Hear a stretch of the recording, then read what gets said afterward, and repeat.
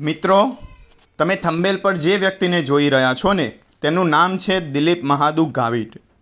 આજે આખો દેશ તેમને કોમનવેલ્થ ગેમ્સ 2026માં પેરા એથ્લેટિક્સની T47 100 મીટર દોડમાં ભારત માટે ગોલ્ડ મેડલ જીતનાર ખેલાડી તરીકે ઓળખે છે।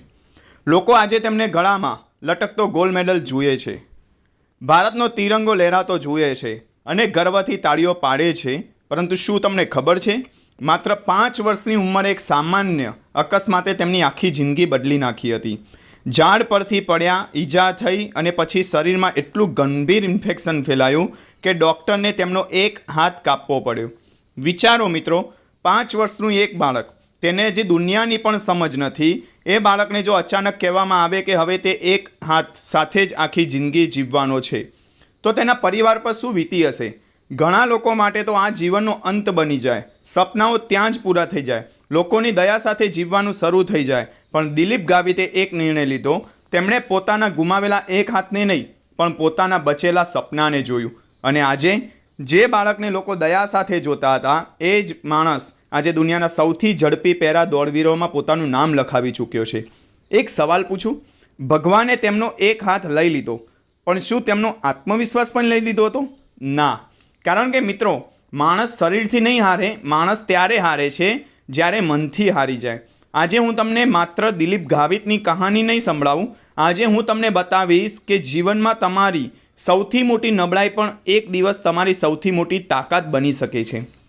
મિત્રો, આ એક સાચી ઘટનામાંથી આજે આપણે જીવનની 5 એવી વાતો શીખીશું જે કદાચ તમારી જિંદગી બદલાવી શકે।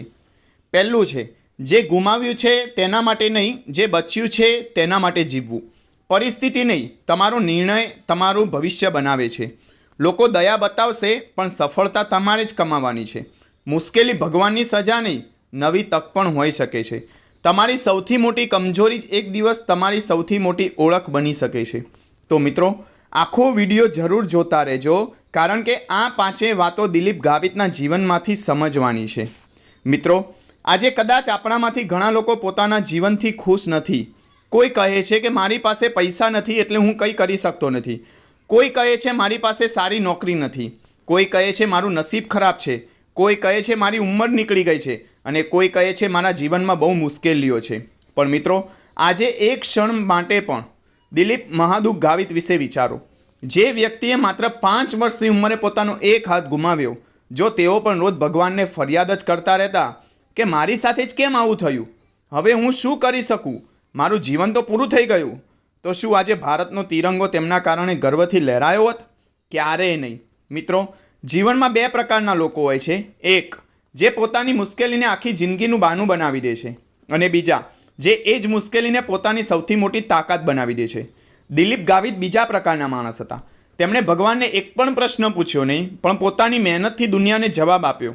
આપણા જીવનમાં પણ કદાચ કોઈનો હાથ નથી ગયો, પણ કોઈની પાસે પૈસા ઓછા છે, કોઈને પરિવારનો સાથ નથી, કોઈને સમાજ વારંવાર નીચો પાડે છે, કોઈના ધંધામાં નુકસાન થયું છે, કોઈ પરીક્ષામાં વારંવાર નિષ્ફળ જાય છે અને કોઈ દરરોજ પોતાના મન સાથે જ યુદ્ધ લડી રહ્યો છે। પણ મિત્રો, એક વાત હંમેશા યાદ રાખજો, ભગવાન ક્યારેય દરેકને સરખું જીવન નથી આપતા, પરંતુ દરેકને સફળ થવાની તક જરૂર આપે છે। ફરક માત્ર એટલો છે, કેટલાક લોકો પોતાની ખામીઓ ગણતા રહે છે અને કેટલાક લોકો પોતાની શક્તિઓ શોધતા રહે છે। પણ પ્રશ્ન એ નથી કે તમારી પાસે શું નથી, પ્રશ્ન એ છે કે જે છે તેનો તમે કેટલો ઉપયોગ કરો છો। દિલીપ ગાવિત પાસે એક હાથ નહોતો, પણ આત્મવિશ્વાસ બંને હાથવાળા હજારો લોકો કરતાં ઘણો મોટો હતો, એટલે જ આજે તેમનું નામ ઇતિહાસમાં લખાયું। મિત્રો, યાદ રાખજો, જીવન તમને શું આપે એ મહત્વનું નથી, તમે જીવનને શું જવાબ આપો છો એ મહત્વનું છે। અને કદાચ આજથી વર્ષો પછી લોકો તમારી મુશ્કેલીઓની, તમારી સફળતાની વાત કરશે।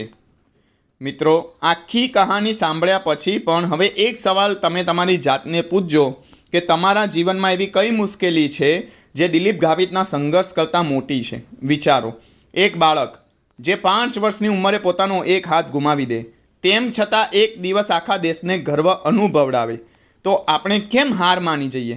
મિત્રો, જીવનમાં સફળ થવા માટે સંપૂર્ણ શરીર નહીં, સંપૂર્ણ આત્મવિશ્વાસ જોઈએ। પૈસા ન હોય તો પણ ચાલે, મોટા માણસોની ઓળખાણ ન હોય તો પણ ચાલે, સુવિધાઓ ઓછી હોય તો પણ ચાલે, પણ પોતાના સપના પરનો વિશ્વાસ ક્યારેય ઓછો ન થવો જોઈએ। યાદ રાખજો, ભગવાન ક્યારેય કોઈનું જીવન સરળ બનવાનું વચન નથી આપતા, પણ જે માણસ મુશ્કેલીઓ સામે લડવાનું શીખી જાય તેને ભગવાન જરૂર મજબૂત બનાવે છે. દિલીપ ગાવિતે પોતાનો એક હાથ ગુમાવ્યો, પણ તેણે પોતાની હિંમત ગુમાવી નહીં, પોતાનું સપનું ગુમાવ્યું નહીં, પોતાનો આત્મવિશ્વાસ ગુમાવ્યો નહીં, અને એ જ કારણ છે કે આજે તેમના ગળામાં ગોલ્ડ મેડલ છે અને કરોડો લોકોના દિલમાં તેમનું સ્થાન છે. મિત્રો, જીવનમાં ક્યારેય એવું ન કહેતા કે મારી પાસે આ નથી. એના બદલે હંમેશા પૂછજો કે મારી પાસે જે છે તેનાથી હું શું કરી શકું. કારણ કે જે લોકો પોતાની કમજોરીઓ ગણાવવામાં સમય પસાર કરે છે તેઓ ભીડમાં ખોવાઈ જાય છે, અને જે લોકો પોતાની શક્તિઓ ઓળખી લે છે તેઓ જ એક દિવસ ઇતિહાસ બનાવે છે. યાદ રાખજો, ભગવાન તમને કેટલું આપે છે એ તમારા હાથમાં નથી, પરંતુ ભગવાને જે આપ્યું છે તેનાથી તમે કેટલું મોટું બનાવો છો એ સંપૂર્ણપણે તમારા હાથમાં છે. આજે દિલીપ ગાવિતે આપણને એ જ શીખવ્યું છે, કમજોરીને બાનું ન બનાવો, કમજોરીને જ તમારી સૌથી મોટી તાકાત બનાવી દો.